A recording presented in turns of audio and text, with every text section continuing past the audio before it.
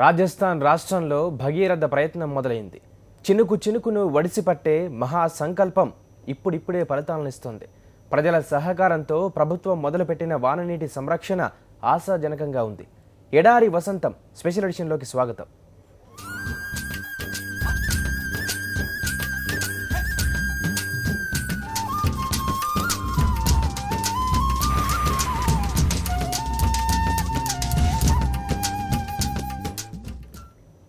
El Niño, La Nina ఈ రెండు పేర్లు ఈ మధ్యకాలంలో తరచుగా వార్తల్లో వినిపిస్తున్నాయి.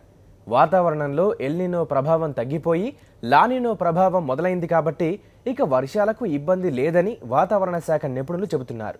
ఈ సమయంలో మన ముందున్న కర్తవ్యం ఒకటే, దీపం ఉండగానే ఇల్లు చక్కదిద్దుకోవాలి. వర్షాలు పడ్డప్పుడే విలువైన వాననీటి సంరక్షణను ప్రతి ఒక్కరూ చేపట్టాలి. ఎడారి ప్రాంతాలకు, కరువుకు, వర్షాభావ పరిస్థితులకు నిలయమైన రాజస్థాన్లో చినుకు చినుకును వడిసి పట్టుకునే మహా ప్రయత్నం కొనసాగుతోంది. దీనిపైనే మా ప్రతినిధి శ్రీకాంత్ అందిస్తున్న స్పెషల్ స్టోరీ ఇప్పుడు చూద్దాం.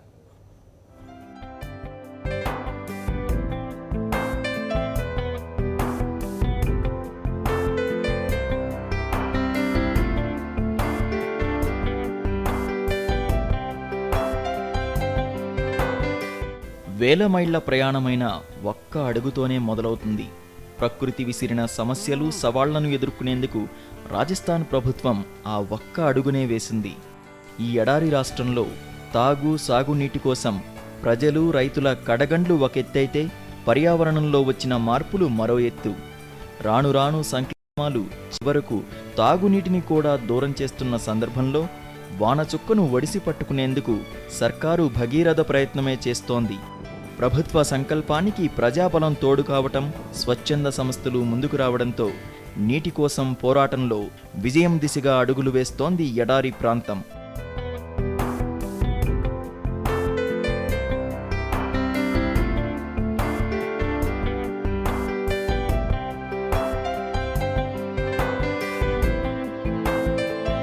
ప్రాణకోటి సుభిక్షంగా ఉండాలంటే నీరు అవసరం.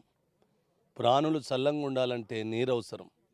నిజంగా మనిషి మనగడ 10 కాలాల పాటు పచ్చగా జరగాలంటే నీరే అవసరం. అంచనాలు తప్పాయి, ఋతుపవనాలు ముఖం చాటేశాయి. దేశవ్యాప్తంగా రైతుల్లో కూడా విభిన్నమైనటువంటి ఫలితాలు కనిపిస్తున్నాయి. ఈ నేపథ్యంలోనే సాక్షి టీవీ హైదరాబాద్ నుంచి రాజస్థాన్ దాకా ప్రత్యేకంగా ప్రయాణించింది. ఇక్కడి ప్రభుత్వం చేపట్టినటువంటి ముఖ్యమంత్రి జల స్వావలంబన అభియాన్ పథకంలో భాగంగా ఏం జరుగుతుంది, ప్రజలకు, రైతులకు ఏం ఒరుగుతుంది తెలుసుకునే ప్రయత్నం చేద్దాం. రాజస్థాన్ దేశంలోనే పెద్ద రాష్ట్రం. కానీ ఈ పేరు వినగానే మనకు గుర్తుకు వచ్చేది కరువు, ఎడారి ప్రాంతం. 33 జిల్లాలు, 295 పంచాయతీ బ్లాక్లతో ఉండే రాజస్థాన్ అంటే ఒక విధంగా ప్రకృతి విలయానికి ప్రతిరూపమే. రాష్ట్రంలో సుమారు 40% పూర్తి ఎడారి ప్రాంతమైతే మిగతా ప్రాంతాల్లోనూ అసాధారణ వాతావరణ పరిస్థితులు కనిపిస్తాయి. భారతదేశంలో ఉన్న నీటి లభ్యతలో మొత్తం రాజస్థాన్ వాటా కేవలం ఒకే 1%. రాష్ట్రంలోని ఒక మూల సాధారణ వార్షిక వర్షపాతం 1200 మిల్లీమీటర్లు ఉంటే, ఇక పశ్చిమ ఎడారి ప్రాంతంలో ఏడాది పొడుగునా కనీసం 100 మిల్లీమీటర్ల వర్షపాతం కూడా నమోదు కాదు. ఈ పరిస్థితుల మధ్య 7.5 కోట్ల రాజస్థానీలు తాగు, సాగునీరు కోసం నిత్యం కటకటలాడుతుంటారు.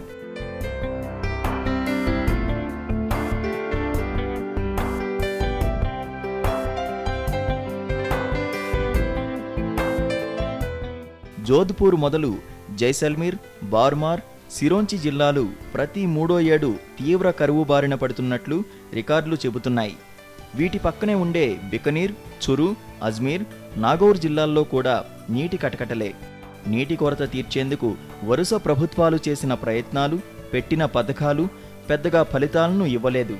పైగా రాజస్థాన్లో ప్రధాన నదులైన మహీ, కాళీ సింధు, చంబల్ బేసిన్లలో వర్షాకాలంలో పడిన నీరు వృధాగా దిగువకు పోతున్న పరిస్థితి.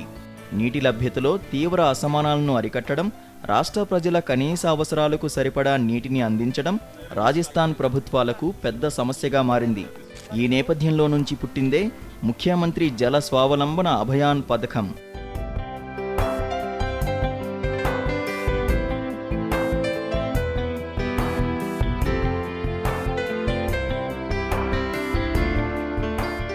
2014కు ముందు ప్రతిపక్షంలో ఉండగానే ప్రస్తుత ముఖ్యమంత్రి వసుంధరా రాజే సింధియా దీనికి రూపకల్పన చేశారు. వర్షపు నీటిలో ప్రతి చుక్కను ఒడిసిపట్టడం, దిగువకు వేగంగా ప్రయాణించే నీటిని భూమిలో ఇంకేలా చేయడం, తద్వారా ప్రతి గ్రామం నీటి విషయంలో స్వయం సమృద్ధి సాధించడమే ఈ పథకం ఉద్దేశ్యం.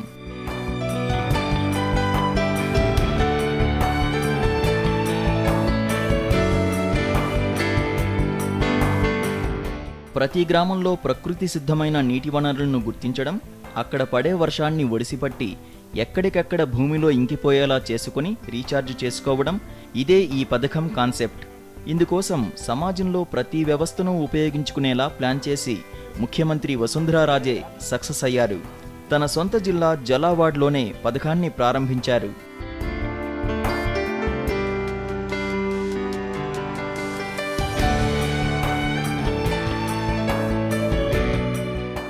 వాననీటి సంరక్షణలో ప్రైవేటు వ్యక్తులు, ఎన్జీఓలు, కార్పొరేట్ సంస్థలు, సామాజిక మతపరమైన సంఘాలు, కుల సంఘాలు కూడా భాగస్వామ్యం కావాలంటూ పిలుపునిచ్చారు సీఎం వసుంధరా రాజే. ప్రకృతి ఇచ్చిన కరువును ఎదుర్కొంటున్న మనం అదే ప్రకృతి కురిపించే వర్షాన్నే ప్రాణవాయువుగా చేసుకుందామంటూ వసుంధర ఇచ్చిన పిలుపుకు మంచి స్పందనే లభించింది. ప్రభుత్వానికి అన్ని వర్గాల నుంచి బాసట దొరికింది. కొద్ది కాలంలోనే 55 కోట్ల రూపాయలు విరాళంగా వచ్చాయి. ఇక స్వచ్ఛందంగా శ్రమదానం చేస్తామని, పనుల కోసం సామాగ్రి, యంత్రాలు సమకూర్చుతామంటూ వందల వేల విజ్ఞప్తులు వచ్చాయి.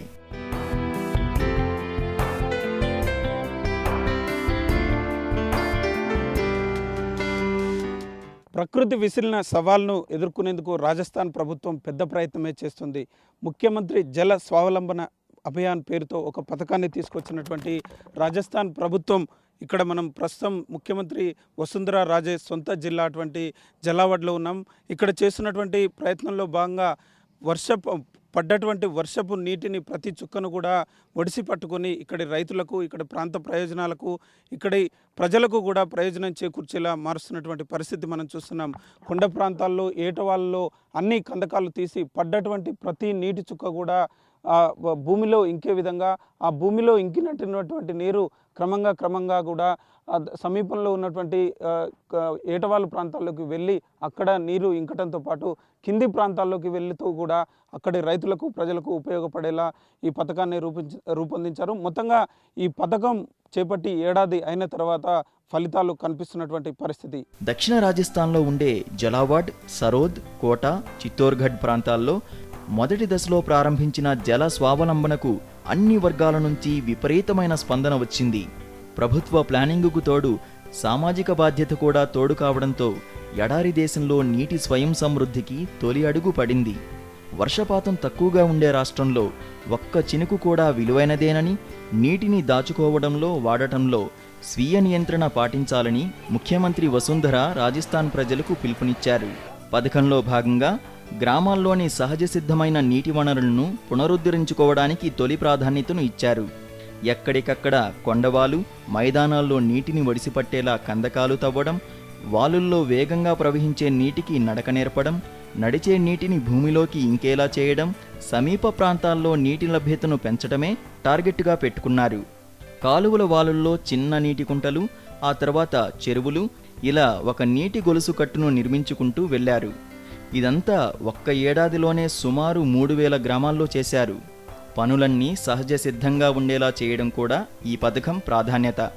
వీలున్నంత వరకు పెద్ద యంత్రాలు వాడకుండా స్థానికులు, ఉపాధి కూలీల సహకారమే ఎక్కువగా తీసుకున్నారు. అదే సమయంలో కొండలు, మైదానాలు, భూములు ఎక్కువగా పాడవకుండా జాగ్రత్త పడ్డారు. కొత్తగా నీటి కుంటలు, చెరువులు తవ్వినా సహజ పర్యావరణం దెబ్బతినకుండా ముంపు అతి తక్కువగా ఉండేలా చూడటంలో ప్రభుత్వ యంత్రాంగం విజయం సాధించింది. కేంద్ర నిధులకు తోడు రాష్ట్ర బడ్జెట్ నుంచి కేటాయింపులు చేశారు. 9 శాఖలను కూడా సమన్వయం చేసుకున్నారు.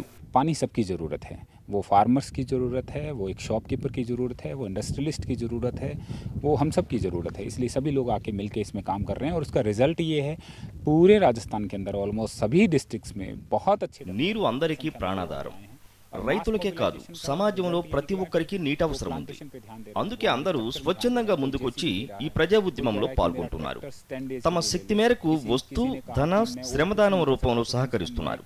అందుకే జల స్వావలంబన కార్యక్రమం మంచి ఫలితాలను సాధిస్తోంది. जिसने जिस भी तरीके से जो उसकी कैपेसिटीज़ थी उसके अकॉर्डिंग उसने कंट्रीब्यूट किया है और उसी का रिजल्ट है कि एमजे से फर्स्ट जो हमारा कंप्लीट हुआ है बहुत सक्सेसफुली कंप्लीट हुआ है और highly appreciated in all corners of society.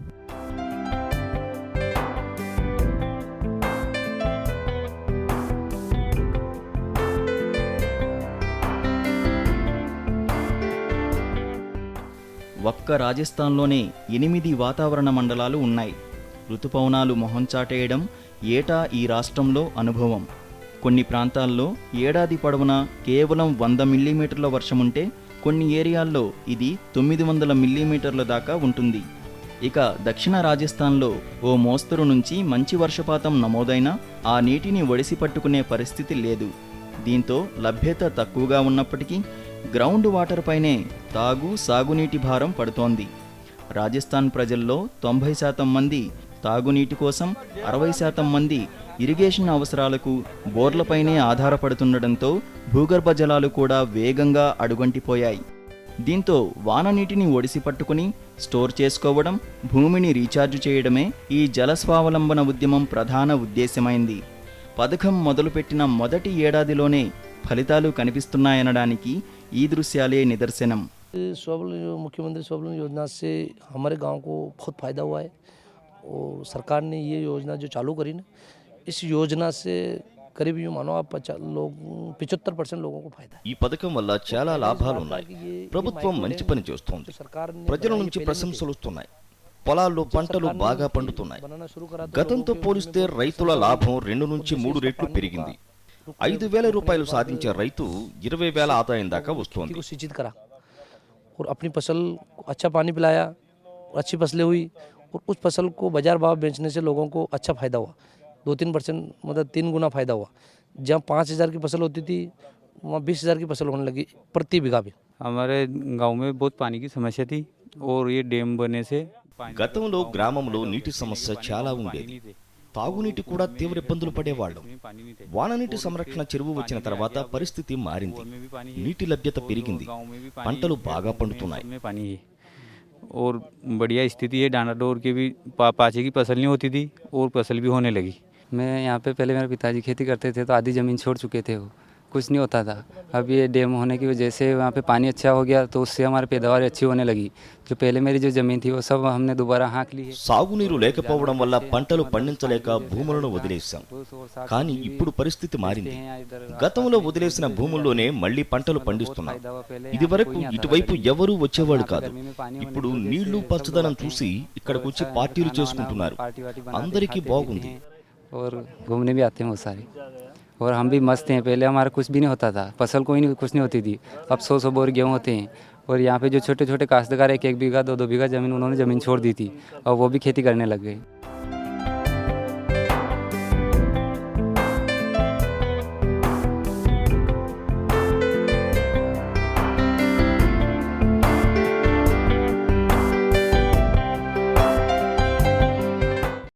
పాలకుల్లో చిత్తశుద్ధి ఉంటే ఏ పథకమైనా విజయం సాధిస్తుంది. అధికార పగ్గాలు చేతిలో ఉన్నవారు నిజాయితీగా నడుచుకుంటే ప్రజల సమస్యలు తగ్గుముఖం పడతాయి. ఆలోచనలు ఉంటే సరిపోదు, వాటిని అమలు చేయగలిగే తెగువ పుష్కలంగా ఉండాలి. ఆ తెగువతోనే చిత్తశుద్ధితో వాననీటి సంరక్షణను ఉద్యమ స్థాయిలో కొనసాగిస్తున్నారు ముఖ్యమంత్రి వసుంధరా రాజే సింధియా. ఆమెకు ప్రజలతో పాటు అధికారులు కూడా సహకరిస్తూ ఉండడంతో ఎడారిలో జలకళ మొదలైంది.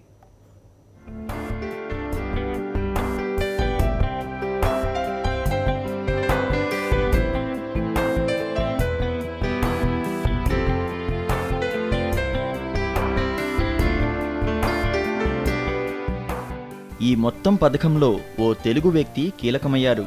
నీటి రంగ నిపుణుడిగా పేరొందిన శ్రీరామ్ వెదిరే చేతిలో ఈ పథకాన్ని పెట్టారు వసుంధరా రాజే సింధియా.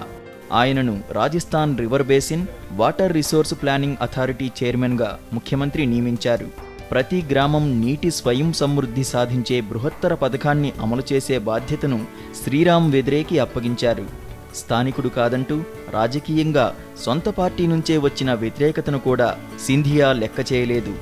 ఆమె నమ్మకాన్ని నిలబెడుతూ ఏడాదిలోనే ఫలితాలు చూపారు శ్రీరామ్. ముందుగా రిటైర్డ్ ఇంజనీర్ టి హనుమంతరావు సలహాలు సూచనలతో 4 వాటర్ కాన్సెప్ట్ను తయారు చేశారు. పరిగెత్తే నీటికి నడక నేర్పడం, నడిచే నీటిని భూమిపై పారేలా చేయడం, ఆ తర్వాత పాకే నీటికి నిలకడ నేర్పడం, నిలిచిన నీటిని భూమిలో ఇంకేలా చేయడమే 4 వాటర్ మెథడ్ అంటారు. ఈ పనుల స్ఫూర్తినే ఆ తర్వాత జల స్వావలంబన అభియాన్ పథకంగా మార్చారు. వర్షపు నీటి ప్రవాహాన్ని అంచనా కట్టి తగిన సంఖ్యలో గుట్టలపై కందకాలు తవ్వడం మొదటి దశ. అవి నిండిన తర్వాత దిగువన ఏర్పాటు చేసిన కాంటూరు ట్రెంచెస్లోకి నీరు చేరుతాయి. అక్కడి నుంచి మినీ పర్క్యులేషన్ ట్యాంకుల్లోకి, ఆ తర్వాత మైక్రో ఇరిగేషన్ ట్యాంకుల్లోకి నీరును క్రమంగా చేర్చడమే లక్ష్యంగా ఈ నిర్మాణాలు జరుగుతాయి.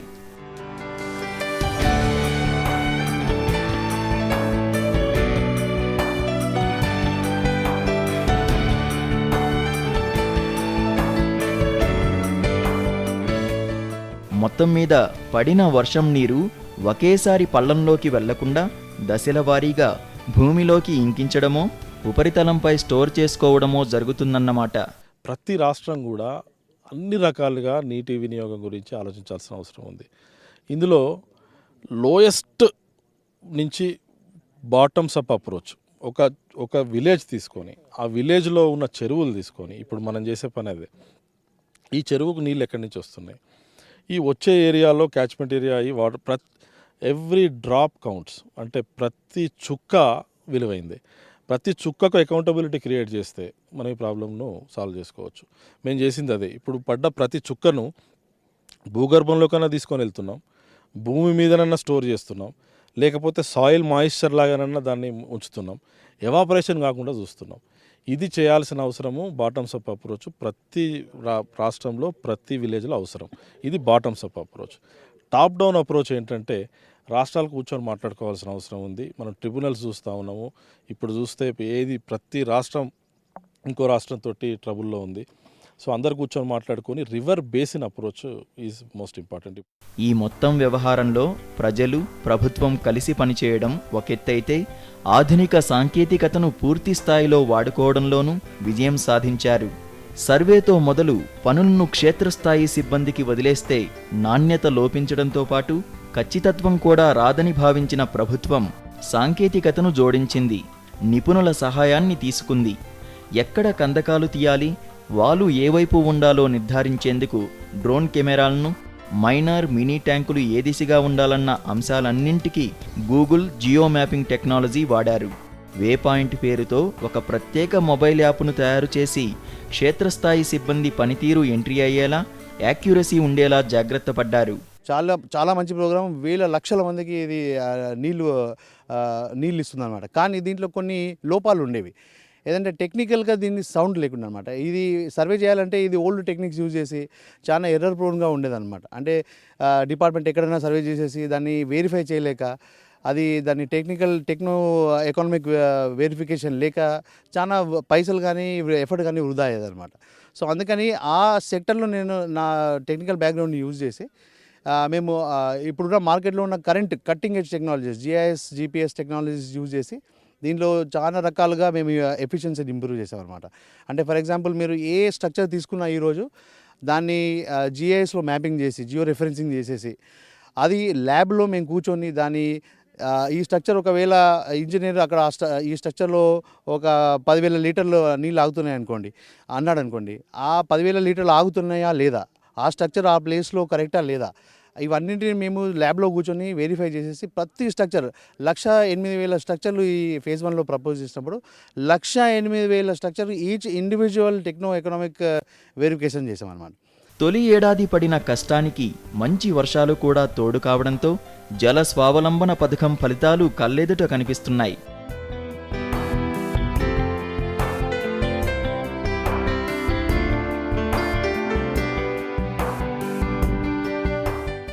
జలావాడ్ జిల్లా మినీ చిరపుంజిలా మారిందనే సంతోషాన్ని స్థానిక రైతులు వ్యక్తం చేస్తున్నారు. గతంలో కేవలం 2-3 నెలలే నీళ్లు కనిపించేవని, ఇప్పుడు పరిస్థితి చూస్తే 2 పంటలు సాగు చేయగలమన్న నమ్మకం కలిగింది అంటున్నారు. ఈ పథకం తొలి దశలో 3,500 గ్రామాల్లో పనులు చేపట్టారు. సుమారు 1,800 కోట్ల నిధులు ఖర్చు పెట్టారు. చిన్నా పెద్ద కలిపి కొత్తగా 500 మినీ చెరువులు, ట్యాంకులు సృష్టించారు. తొలి దఫా ఇచ్చిన ఉత్సాహంతో సెకండ్ ఫేజ్లో మరో 5200 గ్రామాల్లో జల సంరక్షణ ఉద్యమం మొదలు కాబోతోంది. ప్రతి 15 రోజులకు ఒకసారి నేరుగా ముఖ్యమంత్రి వసుంధర రాజే పురోగతిని సమీక్షిస్తుండడంతో అధికారులు, సిబ్బందిలో కూడా బాధ్యత మరింత పెరిగిందనే వాదనలు ఉన్నాయి. దీంతో ప్రజాప్రతినిధులు మరింతగా పథకం పరిధిలోకి తమ ప్రాంతాలను తీసుకువెళ్లే ఉత్సాహం చూపుతున్నారు. भौगोलिक स्थिति ऐसी है कि पानी बह के तुरंत निकल जाता है। गर्मी के दिनों में पानी की बहुत बड़ी प्रॉब्लम आती है। इस MJSS है और MI4 वाटर कंसेप्ट है। हम लोगों का ऐसा विश्वास तैयार हुआ है, हमारे लोगों का भी तैयार हुआ है कि वास्तव में हमारा जो पानी आता है इंद्रदेव की मेहरबानी से वो यहाँ रुकेगा और इसमें रिचार्ज होगा, खेतों में कुओं में पानी जाएगा। ఇక్కడ వాతావరణ పరిస్థితి చాలా భిన్నంగా ఉంటుంది. వర్షం పడగానే పడ్డ నీరు పడ్డట్టు పల్లానికి వెళ్ళిపోతుంది. కానీ ఇప్పుడు చెరువులు నిర్మించిన తర్వాత పరిస్థితిలో మార్పు వచ్చింది. దేవుడు కురిపించిన నీటిని ఒడిసిపట్టి పంటలకు మళ్లించుకోగలుగుతున్నాం. ముఖ్యమంత్రి పెట్టిన నమ్మకాన్ని శ్రీరామ్ నిలబెట్టారు. ఎన్నికలకు ముందే రిపోర్టులు తయారు చేసి అమల్లో పెట్టడం నిజంగా అభినందనీయం. सबसे पहले बिना चुनाव के माननीय वसुंधरा जी को इतना विश्वास था कि मैं सरकार बनाऊंगी और उसी के पहले पूरी तैयारी करना, पूरा DPR तैयार करना, DPR तैयार करके सरकार बनना, सरकार बनते सबसे पहले हमारे DPR को प्रोजेक्ट करके और हमारे यहाँ बनाना। इसके लिए मैं आज सबके सामने बहुत बहुत धन्यवाद देना चाहता हूँ।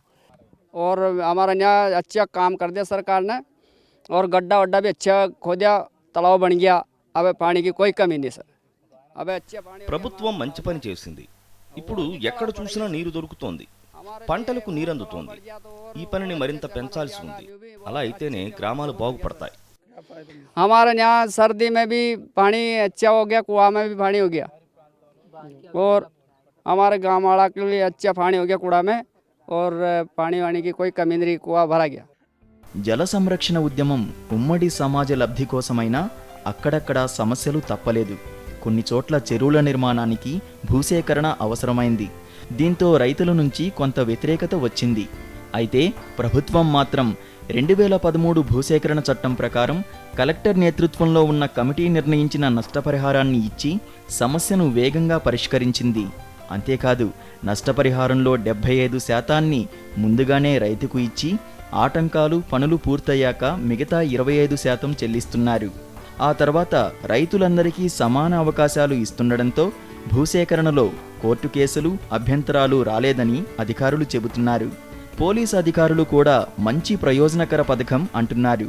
ये जो सरकार काम करवा रही है, ये जो पानी का जो संचित करने का, ये किसानों के लिए बहुत अच्छा है।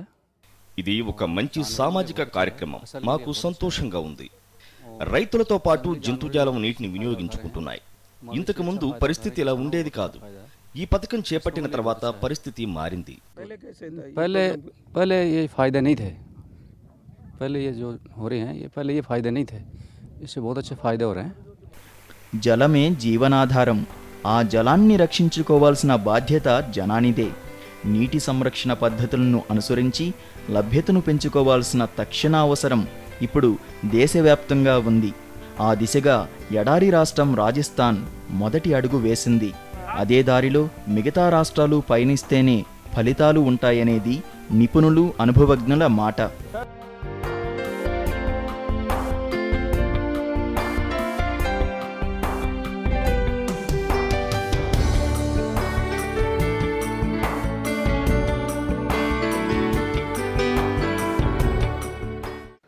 మన దగ్గర కూడా ఈ ప్రోగ్రామ్స్ టేకప్ చేస్తే చాలా ఫాస్ట్గా రిజల్ట్స్ వస్తాయి. పెద్ద పెద్ద ప్రాజెక్ట్స్ తీసుకుంటే 20 ఏళ్ళు 30 ఏళ్ళు పడతాయి, 1000 కోట్లు కావాలి. దీనికి అట్లా కాదు. చిన్న ప్రోగ్రామ్ తీసుకొని తక్కువ ఖర్చు పెట్టి ఇమ్మీడియట్గా తాగునీరు, సాగునీరు ఇప్పిస్తున్నారంటే చాలా గ్రేట్నెస్. ఈ వర్క్లో ఇక్కడ గ్రామాలు కూడా, గ్రామ రైతులు కూడా భాగస్వామ్యం కావడం అనేది చూస్తే నిజంగా ఇది మన దేశంలో కూడా, మన రాష్ట్రంలో కూడా, మన రాష్ట్రాలలో కూడా అటు రాయలసీమను ఇలా చేసుకోవచ్చు, ఇటు తెలంగాణను, ప్రతి ఊరును నీట్గా మార్చుకోవచ్చు. చెక్ డ్యామ్ సిస్టము బిల్లులు ఇవ్వడానికి తయారైపోయింది. చెక్ డ్యామ్ సిస్టము మేము చేస్తున్నామని చరిత్ర రాసుకోవడం సరిపోయింది. కానీ ఇక్కడ చెక్ డ్యామ్ చూసినప్పుడు, ఇక్కడి నీటి వారం చూస్తున్నప్పుడు నాకతో పాటు మీరు కూడా ఒళ్ళంతా కళ్ళు చేసుకొని దర్శిస్తున్న నేపథ్యము ఈ కెమెరా కన్నుతో ప్రపంచానికి ప్రజలకు మేలు జరగాలన్న తలంపు ఈ మీడియా ద్వారా, ప్రింట్ మీడియా ద్వారా, ఎలక్ట్రానికల్ మీడియా ద్వారా, మీ ద్వారా అందరికీ చేరి ఇక్కడ జరుగుతున్న ఒక మంచి పనిని మనకు కూడా, మన ప్రజలకు కూడా, మన ప్రభుత్వాలకు కూడా ఒక ఆకలింపు కోసం ఇది చాలా వినియోగపడుతుందని, ఉపయోగపడుతుందని నేను మనసా వాచ కర్మన కోరుకుంటున్నాను. ఎడారి రాష్ట్రం రాజస్థాన్ అమలు చేస్తున్న వాననీటి సంరక్షణ కార్యక్రమాన్ని ప్రతి రాష్ట్రం అందిపుచ్చుకోవాలి. అనంతపురం, మహబూబ్నగర్ లాంటి అతి తక్కువ వర్షపాత జిల్లాల్లోనైతే వెంటనే యుద్ధ ప్రాతిపదికన ఇలాంటి పథకాల్ని చిత్తశుద్ధితో అమలు చేయాలి. అప్పుడే భూగర్భ జలాల మట్టం పెరుగుతుంది, పచ్చదనం విస్తరిస్తుంది. ప్రతి నీటి బొట్టు విలువ తెలుసుకోవటం, ఆకాశం నుంచి రాలే నీటి బొట్టును ఒడిసిపట్టడం, ఇదే లక్ష్యంగా రాజస్థాన్ ప్రభుత్వం పనిచేస్తున్నట్లు కనిపిస్తుంది. ముఖ్యమంత్రి నేతృత్వంలో జల స్వావలంబన అభియాన్ పేరుతో చేపట్టినటువంటి ఈ పథకంలో కొత్తగా ఆయకట్టును సృష్టించడంతో పాటు నీటిని జాలువారే ప్రతి చోట ఒడిసిపడుతున్నటువంటి పరిస్థితి కనిపిస్తుంది. అదే సమయంలో రాజస్థాన్ రైతుల్లో ఎడారి ప్రభావం నుంచి తాము పంటలు పండించుకోవచ్చన్న ఆనందం కనిపిస్తుంది. వీడియో జర్నలిస్ట్ సి శ్రీనివాస్తో కలిసి శ్రీకాంత్, సాక్షి టీవీ, రాజస్థాన్ నుంచి. ప్రపంచ మనుగడకు మంచినీరు తప్పనిసరి. ఆ మంచినీటికి మూలం వాననీరు. అమూల్యమైన వర్షపు నీటిని ఎన్ని విధాలా వీలుంటే అన్ని విధాలా కాపాడుకోవాలి. ఈ పనిని అన్ని రాష్ట్రాలు చేయాలి, అన్ని ప్రాంతాలు తలపెట్టాలి. అప్పుడే భూమాత పచ్చదనంతో పరవశిస్తుంది. ఇది వాటి special edition. Stay with us.